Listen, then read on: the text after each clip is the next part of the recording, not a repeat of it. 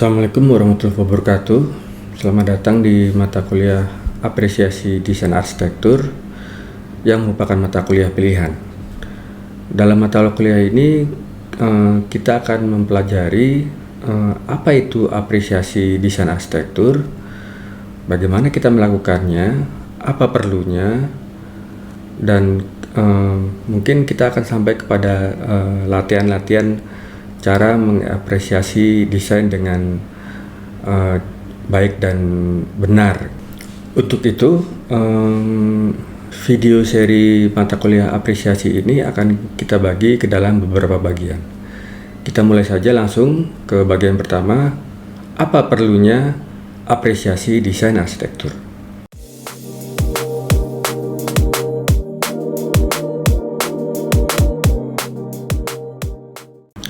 Pertama-tama kita akan membahas apa itu apresiasi.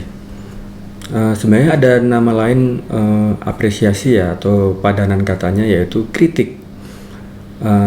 Hanya saja kata-kata kritik itu lebih memiliki konotasi yang negatif gitu di penggunaannya di masyarakat.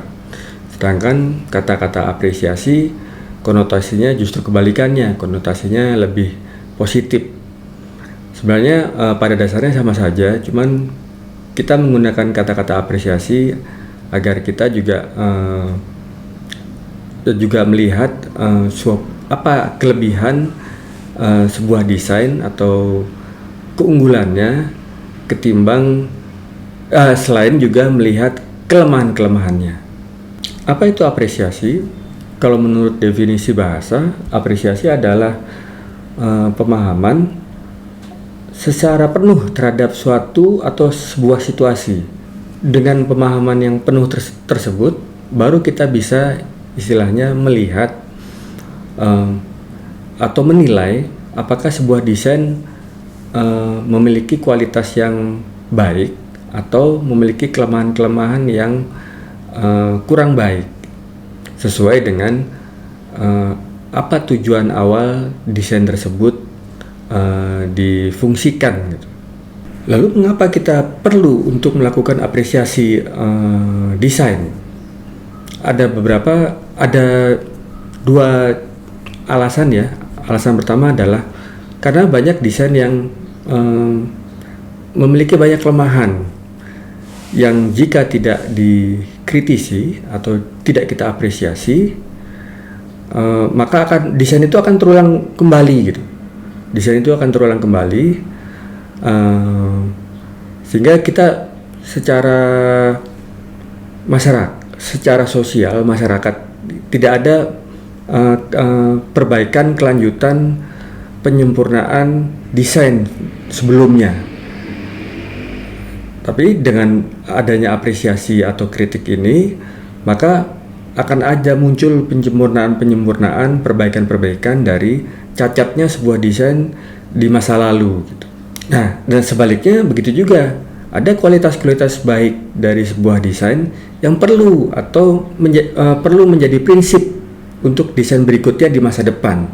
Jika itu tidak dikenali, maka kualitas yang baik itu hanya sekedar menjadi fitur yang terus dilupakan orang gitu, tapi tidak sampai diulangi karena sebenarnya sudah cukup baik gitu pendekatannya gitu atau fiturnya gitu. Sehingga hampir tidak ada cara lain untuk mengulangi kesuksesan desain tersebut. Nah, lebih baik bagusnya kita simpen sebagai catatan agar ke depan bisa digunakan lagi. Dan sebaliknya yang awal tadi, jeleknya juga kita simpen sebagai catatan agar tidak terulang kembali. Pertama itu. Yang kedua adalah era arsitektur modernisme dan postmodernisme sekarang itu banyak dikritik. Kita banyak dikritik, banyak memiliki kelemahan desain. Nah, kita berusaha untuk melihat sebenarnya pola pikir, pola pandang yang bagaimana yang perlu kita ingat atau kita pelajari agar kita bisa melakukan atau mendesain dengan baik. Nah, sebagai contoh pertama, Mari kita lihat studi kasus kita pertama menggunakan bangunan yang ngetop di dunia arsitektur modern, yaitu Villa Savoye di Prancis karya Le Corbusier tahun 1931. Bangunan ini cukup ikonik ya, karena dia dibuat berdasarkan konsep-konsep 5 konsep utama arsitekturnya Le Corbusier, yaitu pertama pilotis, kedua fasad bebas, fasad tidak terhalang oleh kolom pinggir, lalu jendela berbentuk pita, jadi memanjang, tidak berhenti atau terhalang oleh elemen struktur lain. Lalu denahnya itu open plan dan memiliki flat atau roof garden, jadi atapnya datar dan biasanya juga difungsikan sebagai taman. Jadi bisa kita lihat bahwa desainnya cukup menarik ya, cukup bagus, minimalis. Kalau pada zamannya minimalis, banyak sinar matahari bisa masuk, cocok dengan iklim setempat. Di lantai atasnya juga ada rooftop yang enak untuk dinikmati gitu. Namun setelah bangunan ini dipakai, yaitu di mana sebenarnya sebuah arsitektur mulai hidup, memulai perjalanan hidupnya, banyak muncul masalah gitu. Antara lain ternyata konstruksinya memiliki banyak cacat, atap bocor di mana-mana, lalu skylightnya berisik, sehingga mengganggu tidur penghuninya, lalu dingin dan lembab interiornya karena banyaknya bukaan dan area transparan yang mungkin tidak kedap udara, sehingga kesimpulannya bangunan ini tidak membuat penghuninya tidak betah berada di dalamnya. Bahkan ada arsitek lain yaitu Frank Lloyd Wright, dia ikut mengomentari bahwa bangunan ini seperti mainan anak-anak gitu. Seperti mainan anak-anak, jadi kayak tidak serius gitu desainnya. Mari kita lihat contoh lain, yaitu contoh kedua, Museum Royal Ontario di Kanada karya Daniel Libeskind. Ini adalah tambahan museum, bagian depannya museum yang seolah-olah berbentuk kristal. Jadi ini proses konstruksinya, lalu interiornya, dan hasil interiornya sebenarnya cukup spektakuler ya di masa sekarang gitu. Jadi banyak masuknya cahaya itu tidak dengan cara yang konvensional melalui jendela kotak gitu, tapi melalui strip yang panjang gitu di sepanjang fasad. Begitu pula interiornya mengandung banyak, misalnya perabot-perabot yang aneh, perabot yang bernada atau senada, seirama dengan bentukan bangunan itu sendiri, bentukan interior dan eksteriornya. Namun jika kita lihat misalnya ini ada tempat duduk, apakah tempat duduk ini sebenarnya nyaman untuk diduduki? Atau sebenarnya hanya gimmick atau sensasi saja gitu? Sekilas tidak nyaman ya, kecuali kita mencobanya sendiri, baru kita pasti bisa menilai bahwa ini kurang nyaman. Dan bangunan ini juga menimbulkan pro dan kontra. Yang pro mungkin menganggap bangunan ini sangat modern, sangat seperti bangunan alien gitu, bangunan masa depan yang loncat beberapa dekade ke depan, seperti bangunan science fiction. Yang mengkritiknya juga memiliki alasan bahwa bangunan ini seolah-olah seperti kanker gitu. Dia menggerogoti fasad bangunan lama, seolah-olah mengalahkan bangunan lama, sehingga seperti kanker yang meliputi sebuah sel yang sehat gitu, menggerogoti atau meliputi dengan cara yang tidak secara visual itu tidak halus gitu, dengan cara yang kasar secara visual gitu. Bahkan ada guyonan ya, jika misalnya ada makhluk luar angkasa atau alien datang ke Ontario, lalu dia melihat kota Ontario sudah cukup rapi dengan pengaturan grid blok kotak yang rapi, yang teratur, lalu tahu-tahu melihat karya kristalnya Daniel Libeskind ini, mungkin mereka akan kaget, ini ada apa di sini gitu. Ini merupakan suatu keanehan mungkin bagi mereka, karena benar-benar di luar pola bentuk identitas kota. Nah, bayangkan jika setiap arsitek atau setiap starsitek, yaitu arsitek yang sudah menjadi yang memiliki nama dan terkenal di dunia arsitektur dunia, di dunia desain, memiliki keinginannya sendiri, memiliki filosofinya sendiri, memiliki pendekatannya sendiri terhadap desain, dan mereka memaksakan pendekatan atau visinya tersebut kepada suatu lokalitas yang sebenarnya sudah memiliki identitasnya sendiri gitu. Maka bisa jadi akan banyak kejadian seperti bangunannya Daniel Libeskind di atas yang menimbulkan pro dan kontra. Yang ditakutkan adalah arsitektur atau desain arsitektur itu sendiri semakin kehilangan jati dirinya di hadapan para starsitek arsitektur modern. Bangunan hanya menjadi sekedar tanda identitasnya sang starsitek. Begitu pula pemahaman mereka terhadap arsitektur itu sendiri sesuai pemahaman individual masing-masing starsitek ini. Tidak ada pemahaman yang universal, yang pemahaman terhadap fitrah arsitektur itu sendiri itu sebenarnya bagaimana gitu. Tapi semua pemahaman hanya berdasarkan pemahaman pribadi atau individu mereka sendiri. Yang kedua adalah bangunan akan semakin didesain tanpa berbagai pertimbangan, tanpa melihat pertimbangan lingkungan, pertimbangan klien, dan pertimbangan pengguna. Yang menjadi pertimbangan adalah filosofi si arsiteknya. Yang lain dianggap tidak ada. Dan yang ketiga adalah akhirnya bangunan tidak dipakai secara maksimal atau bahkan tidak dipakai sama sekali. Dan ini sering terjadi. Awalnya bagus, ramai dikunjungi orang jika itu merupakan bangunan publik ya.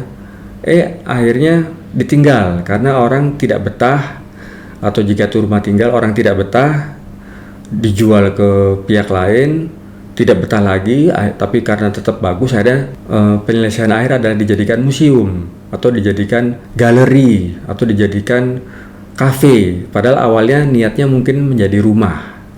Untuk melihat bagaimana seorang arsitek dalam tanda kurung memaksakan filosofinya ke dalam berbagai desain di berbagai belahan dunia adalah contohnya desain-desainnya Frank Gehry. Kita tahu sendiri bahwa Frank Gehry adalah arsitek yang terkemuka, memiliki banyak pengikut, memiliki banyak murid, dan menimbulkan banyak inspirasi bagi banyak mahasiswa arsitektur misalnya, atau pelaku arsitektur yang lain. Kita lihat desainnya, dia memiliki kekhasan, yaitu adanya bidang-bidang organik dari logam, entah dari titanium atau metal lain, sehingga menimbulkan bidang yang meliuk-liuk, yang seolah-olah acak namun tidak gitu. Seperti ini. Kelemahannya adalah yaitu tadi tidak melihat lokalitasnya, sama seperti Libeskind tadi, seperti kanker gitu. Ini dia menempel ke bangunan yang lama. Bahkan ada yang kontra sampai bilang bahwa bangunan ini buruk rupa. Hanya saja karena kebesaran nama Frank Gehry, orang melihat, oh iya bangunan ini pasti bagus karena yang mendesain adalah Frank Gehry. Padahal banyak juga kontra terhadap bangunan ini, bangunan seperti ini. Nah, contoh lain adalah misalnya ini ada Farnsworth House di Illinois yang didesain oleh Mies van der Rohe tahun 1951. Mies van der Rohe adalah salah satu tokoh arsitektur modern ya, yang juga memiliki nama yang besar seperti Le Corbusier, dan desainnya secara pribadi memang bagus, cakep. Desainnya minimalis, banyak bukaan transparan, banyak menggunakan panel kaca yang bisa jadi cocok untuk daerah yang dingin. Kita lihat bahwa desain ini akhirnya banyak ditiru oleh banyak mahasiswa atau pelaku-pelaku arsitektur di belahan dunia lain atas nama minimalisme. Senang sekali mereka membuat desain yang terinspirasi dari Farnsworth House ini.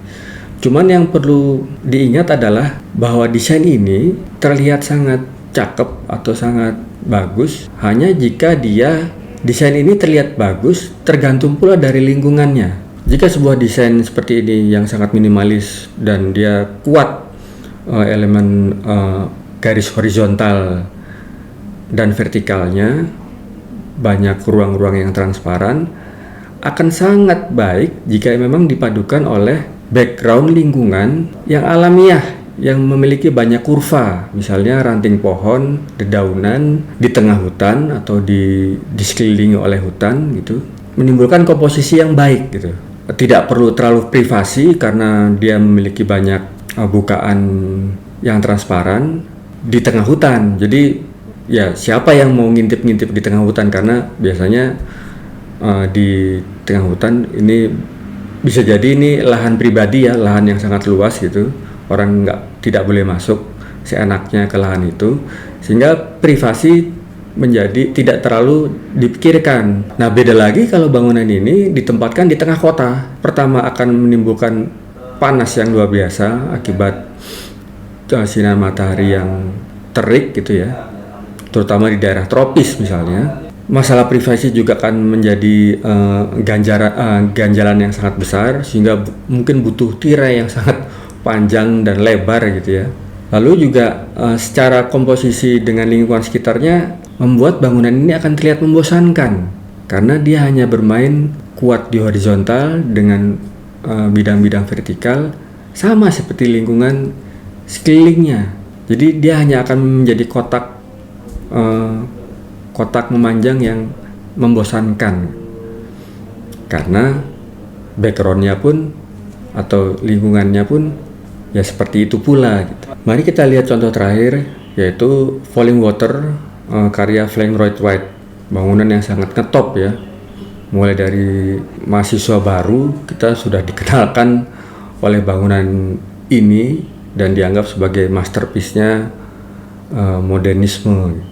Jadi kita lihat sama seperti contoh sebelumnya bahwa bangunan ini juga sangat tergantung dari backdrop lingkungannya. Bangunannya sangat vertikal dan horizontal, unsurnya sangat kuat gitu. Cocok jika dipadukan dengan background yang alamiah, yang banyak kurvanya, gitu, yang banyak sifat alaminya, tumbuhan, tanaman, air terjun. Nah, bangunan ini sekarang menjadi bangunan preservasi ya. Jadi tidak lagi menjadi rumah tinggal sebagaimana fungsi awalnya. Kenapa dijadikan bangunan yang direservasi? Karena hampir tidak ada yang mau tinggal di situ. Bangunan memiliki banyak kelemahan, antara lain sering bocor dari hujan, lalu banyak overhang atau bidang yang panjang itu patah karena dia inginnya berbentang agak panjang gitu ya. Cantilevernya terlalu panjang, terlalu besar sehingga ada retak, patah. Lalu kondisi tanahnya juga tidak stabil karena antara lain dia berada di turunan, bukan di tanah datar, dan ada air terjunnya sehingga muncul getaran gitu. Dan sudah banyak diingatkan oleh para insinyur dari pihak pemilik bahwa ini harus dicek setiap tahun, kalau enggak nanti bisa fatal gitu. Nah, karena itu hampir tiap tahun memang dicek, hampir tiap tahun harus diperiksa kekuatan strukturnya. Jadi ini pemeriksaan bukan sekedar direnovasi, dicat ulang agar tidak kusam ya, tapi ini dicek ketahanan strukturnya, apakah ada yang retak, ada yang bermasalah dan seterusnya.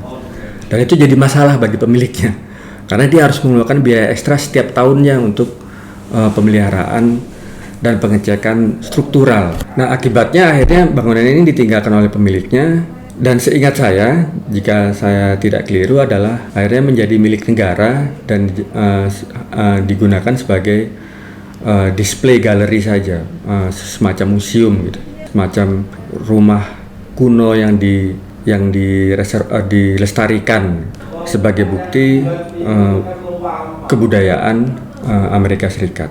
Jadi kalau kita simpulkan bahwa Starsytech yang terlalu memaksakan kehendaknya gitu dalam menunjukkan visinya gitu dan menubruk beberapa rambu yang seharusnya perlu diperhatikan, misalnya masukan dari ahli sipil, masukan dari ahli geologi, tapi tidak diindahkan oleh arsitek, itu cukup berbahaya. Jadi ada beberapa dosa para Starsytech yang perlu kita hindari atau perlu kita awasi.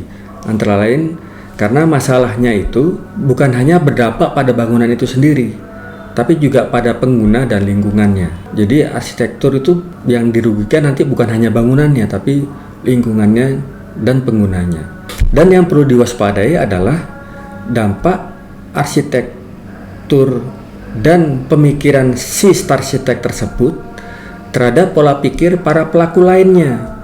Jika dia memiliki pola pikir yang sangat individual, bisa jadi akan ditiru sama para pengagumnya gitu, para fansnya, para mahasiswa arsitektur yang terinspirasi atau para pelaku desain yang terinspirasi dengan desainnya. Nah, disitulah peran kritikus untuk mengapresiasi desain secara penuh, secara lengkap. Jadi tugasnya adalah membaca kesalahan dan kebenaran dari suatu desain arsitektur, dalam tanda kutip ya, kesalahan dan kebenaran ini, lalu mengingatkan kembali pemahaman terhadap arsitektur itu sendiri sebenarnya tujuannya apa. Jangan kita tertipu oleh gimmick-gimmick atau fitur-fitur yang sebenarnya membuat si arsitektur itu menjadi berat, penggunanya menjadi berat gitu, menjadi semakin mahal, menjadi butuh biaya operasional dan seterusnya, menjadi gangguan secara visual bagi kota dan yang lain-lain. Dan ketiga, peran kritikus desain itu sebagai pengawas bagi para pelaku arsitektur. Karena jika wacana kritik itu sudah memasyarakat, seorang arsitek tidak bisa lagi sembarangan mendesain arsitekturnya sesuai keinginan dia dengan banyak melanggar rambu. Dia tahu bahwa dia akan selalu diawasi oleh para kritikus dari masyarakat maupun dari para sejawatnya. Baik, sekian saja bagian pertama dari kuliah apresiasi desain arsitektur kita kali ini. Atas perhatiannya saya ucapkan terima kasih. Assalamualaikum warahmatullahi wabarakatuh.